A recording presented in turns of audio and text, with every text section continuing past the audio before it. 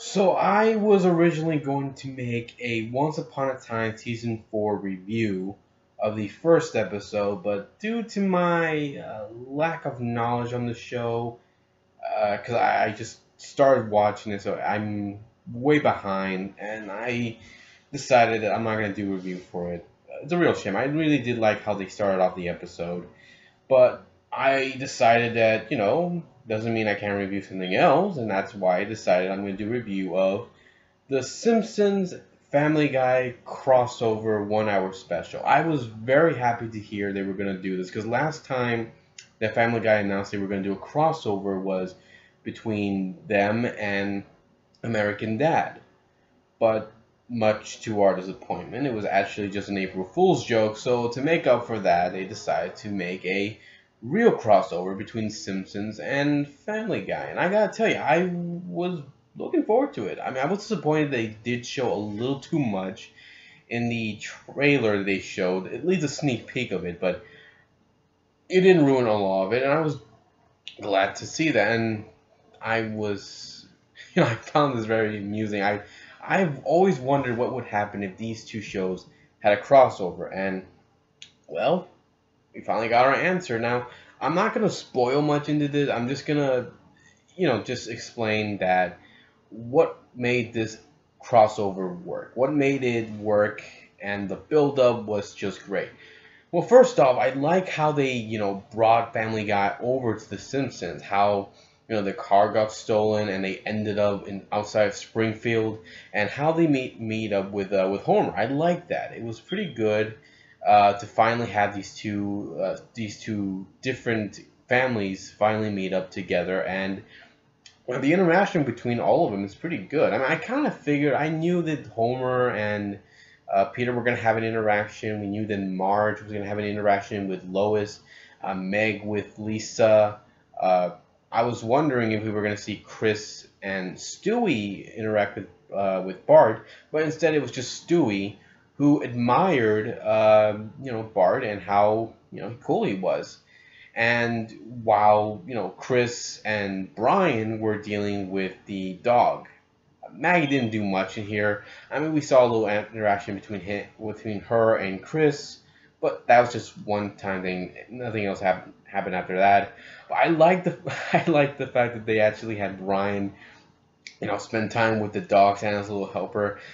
Because when he went to have lunch with them, Marge is asking him these questions and then pretty much just hinting that you don't eat with them at the table and you eat in the kitchen with the other dog. And that's what happened there. And he's so pissed off because, he thought he was going to spend time with the family, but instead he's just spending time with the dog. And, well, we've seen a little adventure between those two when he takes them out for a walk.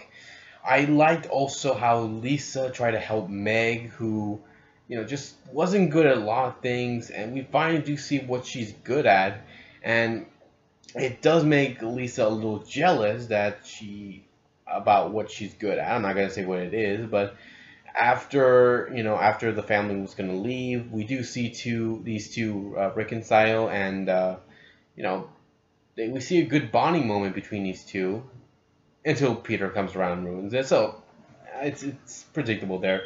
We don't see much of Lois and Marge, what they really do together, but the main focus is I think Bart and Stewie and Homer and Peter. I think that's the main focus here, and I like the interaction between these four. I liked how Stewie's trying to be like Bart, how he even tries to help him against his enemies, but Bart's just creeped out by this evil side of Stewie, and doesn't want to hang out with him anymore, and it makes Stewie all depressed. So I can't blame him though. I mean, Bart doesn't roll that way, and then I can't blame him for not wanting to be friends with Stewie. And who would want to be friends with a psychotic little kid like him? But like I said, the main focus would also be more on Homer and Peter, but we see these two interacting, trying to help find Peter's missing car that got stolen.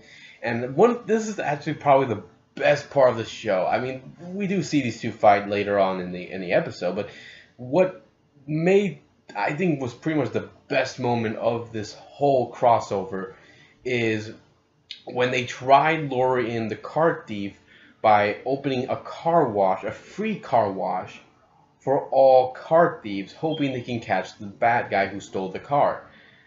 And it works. They brought in a bunch of car thieves, but not the one that stole the car. So Homer and Peter, wearing small shorts, tight shorts, and sleeveless shirts, uh, the kind we see women wear, especially the outfit that they would wear for car washes, to bring in the men so they can get a lot of money, so they can do all those sexy car washing things we would normally see. So Peter and Homer decided that, well, we promised them a car wash.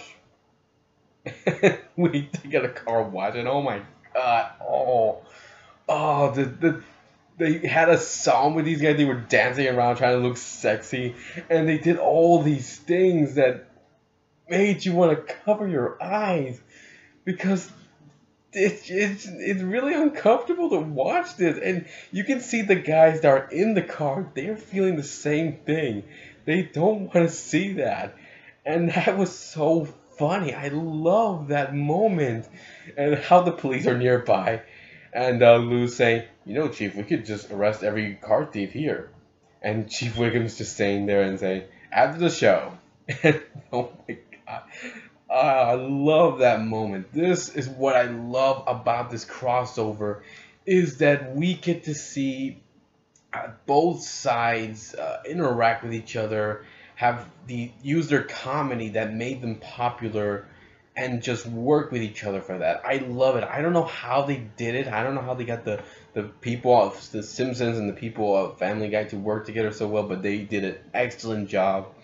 Well done. I love this crossover. It was great. It was funny. Definitely one we're going to remember, and I cannot wait to see if they'll ever do a sequel crossover. I hope they do. It is just awesome. Now, if you guys had a different opinion about what you thought about the episode, if you guys thought it could have been done a little better, leave some comments below. Let me know what you think. And I will be here next time to bring you more love and more entertainment. And next time I will be here to give you the review for a horror movie that's coming out, Annabelle, which I hope turns out well as The Conjuring. So take care and see you all next time.